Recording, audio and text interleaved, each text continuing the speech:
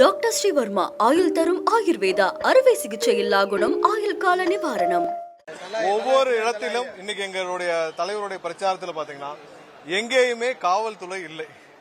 அதாவது பெரும்பாலான அவ்வளவு கூட்டங்கள் வருது. கூட்டங்களை ஒழுங்குபடுத்துவதற்கு ஏன்னா பெர்மிஷன் இருக்கு, எல்லாம் இருக்கு. கூட்டங்களை ஒழுங்குபடுத்துவதற்கு ஒரு இடத்துல கூட காவல்துறை இல்லை. அது சம்பந்தமாக தலைமை டெல்லிக்கும் தலைமை தேர்தல் ஆணையத்துக்கும் தமிழகத்தில் இருக்க தேர்தல் ஆணையத்துக்கும் நாங்கள் புகார் கடிதம் எழுதியிருக்கோம். ஒரு பிரச்சாரம் தொடங்கிய பிறகு, எங்களுடைய தலைவருடைய பிரச்சாரம் தொடங்கிய பிறகு, அந்த இடத்துக்கு வந்த பிறகு மக்கள் எல்லாம் இருக்கிறாங்க. ஒரு காவல்துறை அதிகாரி கூட அங்க இல்ல, ஒரு காவலர் கூட இல்லை. ஒரு சம்பவம் நடக்க வேண்டும், ஏதாவது ஒரு அசாதாரண சூழ்நிலை உருவாக வேண்டும் என்பதற்காகவே அந்த மாதிரியான சூழ்நிலையை காவல்துறையே ஏற்படுத்துகிறாங்கன்னு தெரியல. முக்கியமாக சென்னை காவல்துறை இதை வேண்டும் என்று செய்கிறாங்கன்னு தான் நாங்க நினைக்கிறோம். அடுத்ததா பாத்தீங்கன்னா இன்னைக்கு எங்களுடைய தலைவருக்கு கொளத்தூர்ல நாங்க பிரச்சாரத்திற்கான ஏற்பாடுகளை நாங்க செஞ்சிருந்தோம். அதுல மைக் யூஸ் பண்ணணும், ஸ்பீக்கர் யூஸ் பண்ணணும் அப்படின்ற பெர்மிஷனும் வாங்கியிருந்தோம். அது இருந்தும் கடைசி நேரம் வரை எங்களுடைய தலைவருக்கு அந்த பெர்மிஷன் கொடுக்கப்படவில்லை. கடைசி வரைக்கும் நாங்க போராடி, எங்களோட நிர்வாகம் எல்லாம் ரொம்ப போராடி நின்று பிரச்சனை பண்ணி எல்லாம் பண்ணி தான் கடைசி நேரத்தில் எங்களுக்கு அந்த அனுமதி வழங்கப்பட்டது. மிகவும் கடுமையான ஒரு சூழ்நிலையில் ஒவ்வொரு இடத்திலும் எங்களுடைய பிரச்சாரத்திற்கான தடைகளை இங்க இருக்கிற காவல்துறை திமுகவுடன் இணைந்து கொண்டு, திமுகவுடன் பணம் பெற்றுக்கொண்டு, திமுகவுக்கு கைக்கூலியாக செயல்படும் ஒரு பெரும்பாலான அதிகாரிகள் இதை செஞ்சுக்கிட்டு வராங்க. இதற்கு எங்களுடைய கடுமையான கண்டனத்தை தெரிவித்து இன்னைக்கு நாங்க தலைமை தேர்தல் ஆணையம் டெல்லிக்கும் இங்க தமிழகத்தில் இருக்க தேர்தல் ஆணையர் தலைமை தேர்தல் ஆணையருக்கும் நாங்கள் கடிதங்களை அனுப்பிச்சிருக்கோம். அதுக்கான இதுவும் அனுப்பிச்சிருக்கோம். கண்டிப்பாக அவர்கள் இந்த அதிகாரிகள் மீது நடவடிக்கை எடுக்க வேண்டும். தமிழகம் முழுவதும் எங்களுடைய வேட்பாளரின் பிரச்சாரம் சுமூகமாக செல்ல வேண்டும். இந்த தேர்தல் ஒரு மாற்றத்திற்கான தேர்தல். கண்டிப்பாக 234 தொகுதி எங்களுடைய வேட்பாளர் அனைவரும் வெற்றி பெறுவார் என்பது எந்த மாற்று கருத்தும்.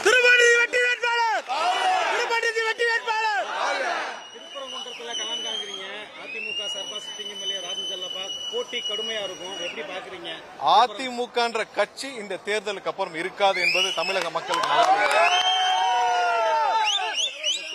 அதிமுக என்ற கட்சி இந்த தேர்தலுக்கு அப்புறம் இருக்காது.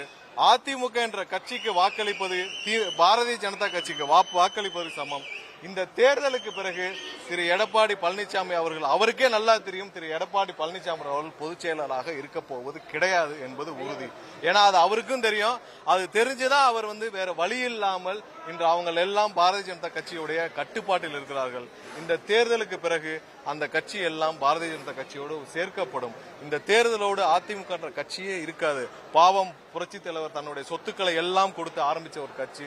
அம்மா 30-35 வருஷம் போராடி உயிரை கொடுத்து காப்பாற்றிய கட்சி இன்று டெல்லி கபலீகரம் செய்வதை தமிழக மக்கள் பாற்றுக்கொள்ள மாட்டார்கள். இன்று எல்லா இடத்திலும் அதிமுகவிற்கு வாக்களிப்பது பாரதிய ஜனதா கட்சிக்கு வாக்களிப்பதற்கு சமம். அதனால எந்த இடத்திலும் அதிமுக வேட்பாளர்கள் வெற்றி பெறப் போவது கிடையாது. எங்களுக்கு ஒரே போட்டி திமுக தான். திமுக கண்டிப்பாக இந்த 2011 என்ன மாதிரியான ஒரு முடிவு, ஒரு எதிர்கட்சி கூட ஆக முடியாத ஒரு நிலைமை இருந்துச்சோ அதேதான் இப்ப நடக்கும். அதிமுக யாரு நின்றாலும் எங்களுக்கு கவலை இல்லை. கண்டிப்பாக திருப்பரங்குன்றத்தில் வெற்றி வாய்ப்பு 100% உறுதி செய்யப்படும்.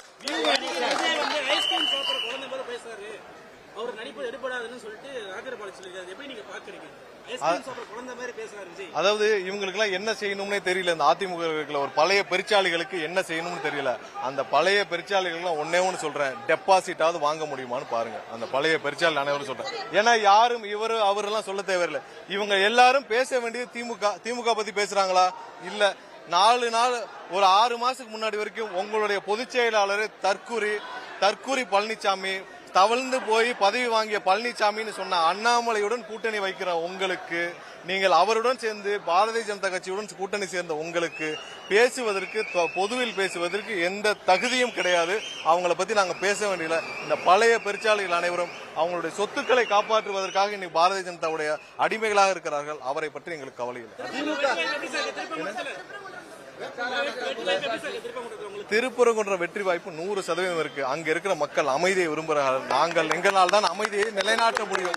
அங்க பாரதிய ஜனதா கட்சியோ அதிமுக இல்ல, பாரதிய ஜனதா கட்சியோ இல்ல வேற எந்த கட்சியோ ஆட்சிக்கு வந்தாலும், வேற எந்த கட்சி அங்கே வெற்றி பெற்றாலும் அங்கே அமைதி இருக்காது. தமிழக வெற்றி கழகம் வந்தால் மட்டும்தான் திருப்பரங்குன்றம் அமைதி திரும்பும். நாங்கள் வந்துதான் அமைதியை நிலைநாட்டுவோம்.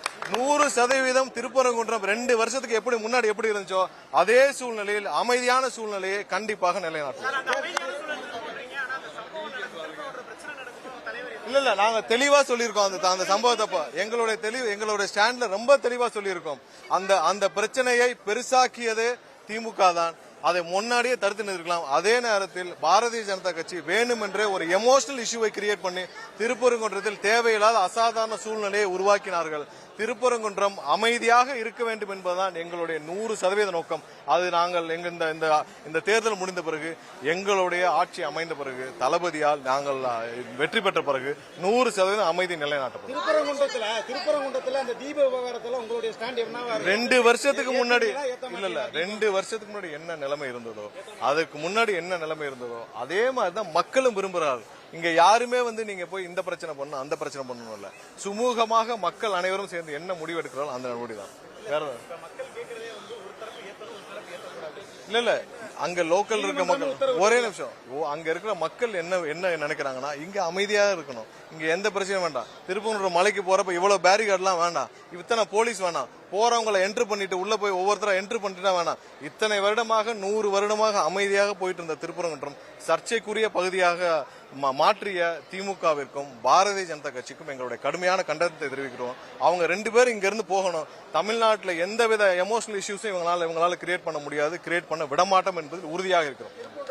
டாக்டர் ஸ்ரீவர்மா ஆயுள் தரும் ஆயுர்வேதா அறுவை சிகிச்சை இல்லா குணம் ஆயுள் கால நிவாரணம். Branch express courier private limited. Domestic international cargo. உங்கள் இல்லம் தேடி வந்து கொரியர் புக்கிங் டெலிவரி செய்து தரப்படும். என்றும் உங்களுடன் மை இந்தியா. முக்கிய செய்திகளை உடனுக்குடன் தெரிந்து கொள்ள சப்ஸ்கிரைப் பண்ணுங்க, பெல் பட்டனை பிரஸ் பண்ணுங்க. என்றும் உங்களுடன் மை இந்தியா.